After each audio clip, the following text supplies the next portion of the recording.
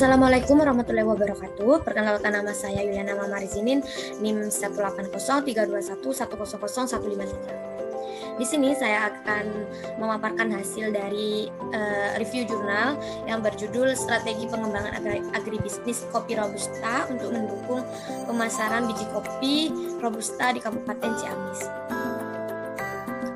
Yang pertama yaitu tujuan penelitian. Tujuan penelitian yaitu untuk mengetahui hambatan serta kelemahan yang akan dihadapi agar bisa menerapkan strategi yang tepat dalam pengembangan kopi Robusta di Kabupaten Ciamis. Yang kedua yaitu subjek penelitian. Subjek penelitiannya yaitu kopi Robusta untuk mendukung pemasaran biji kopi di Kabupaten Ciamis. Yang ketiga yaitu metode penelitian. Untuk metode penelitiannya yaitu menggunakan metode survei yang mana lokasi dari penelitian ini dipilih secara sengaja atau purpose sampling dengan mempertimbangkan wilayah potensi penghasil biji kopi Robusta tertinggi di Ciamis. Sedangkan untuk teknik penarikan sampelnya menggunakan acak sederhana atau simple random sampling, yang mana dengan mengambil jumlah sampel sebanyak 181 orang petani kopi Robusta. Untuk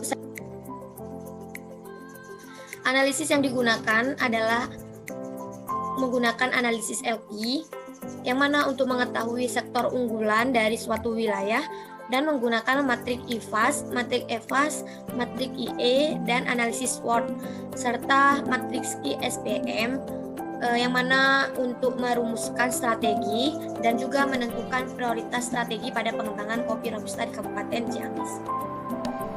Selanjutnya yaitu hasil penelitian. Data tersebut merupakan matriks SWOT pengembangan agribisnis kopi Robusta di Kabupaten Ciamis. Terdapat faktor eksternal dan internal. Untuk faktor internalnya terdapat kekuatan dan juga kelemahan. Untuk kekuatannya yaitu yang pertama ada potensi sumber daya alam, yang kedua ketersediaan lahan usaha tani, yang ketiga keadaan sumber daya manusia, yang keempat umur petani, yang kelima keamanan berusaha akses transformasi. Untuk kelemahannya yaitu terdapat 10 kelemahan. Yang pertama ada belum adanya pembibitan melalui penangkaran bibit. Yang kedua yaitu penggunaan teknologi yang masih tradisional. Yang ketiga bibit kopi bermutu. Yang keempat pengendalian hama penyakit.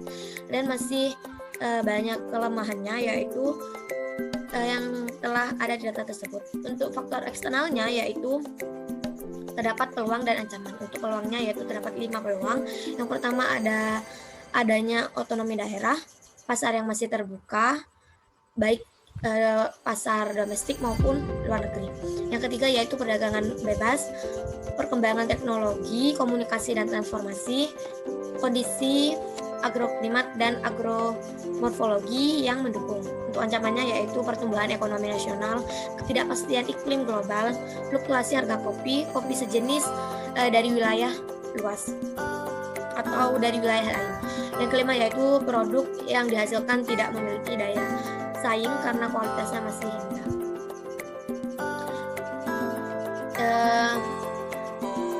Hasil tersebut dapat disimpulkan bahwa strategi yang diusulkan pada pengembangan kopi Robusta di Kabupaten Ciamis terdapat 4 strategi yang diusulkan. Yang pertama yaitu pengembangan usaha tani kopi Robusta melalui pemanfaatan inovasi teknologi di wilayah, potensi budidaya serta pengembangan jaringan pemasaran kopi Robusta.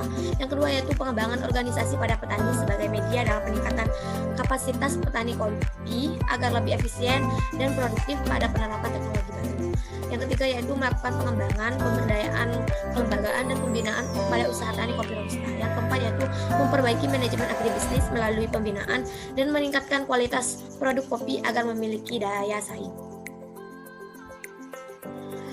Dari keempat strategi tersebut, strategi yang tepat pada pengembangan kopi Robusta di Kabupaten Ciamis yaitu melalui pemanfaatan inovasi teknologi di wilayah yang memiliki potensi budidaya dan juga mengembangkan jaringan pemasaran kopi Robusta. Dasar teori yang digunakan terdapat 3 yang digunakan. Yang pertama menurut Anthony dan Govindarajan 2004 yang mengemukakan bahwa strategi merupakan sebagai arahan untuk rencana organisasi dalam mencapai dan mempertahankan sasaran yang telah ditentukan.